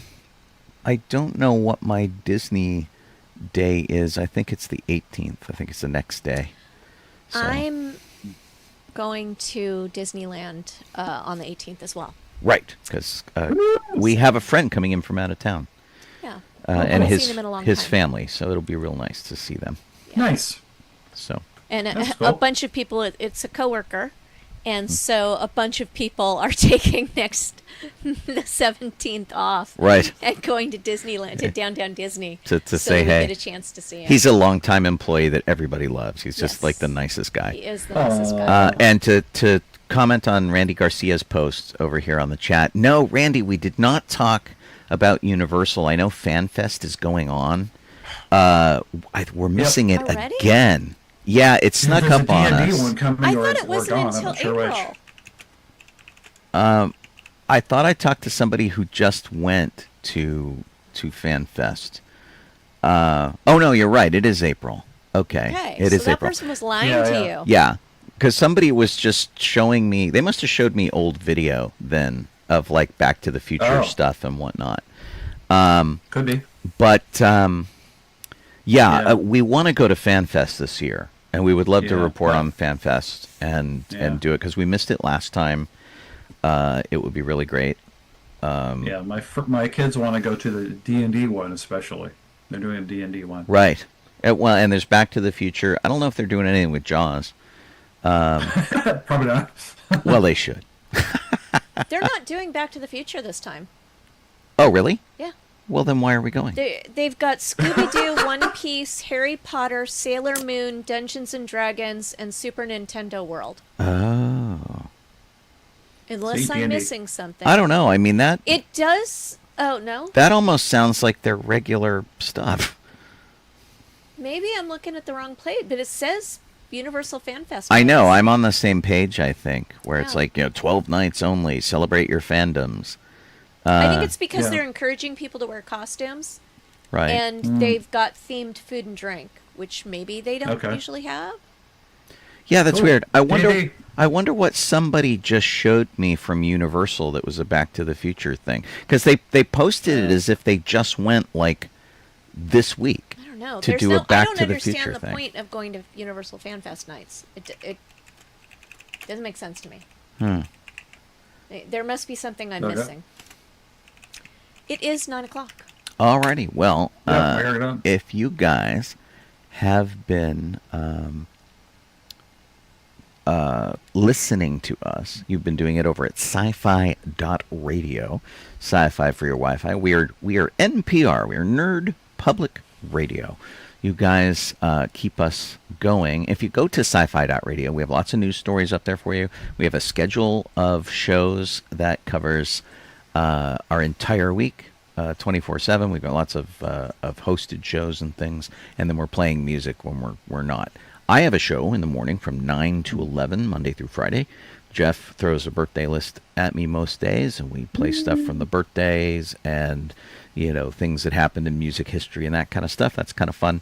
So that's 9 to 11 Pacific time, Monday through Friday.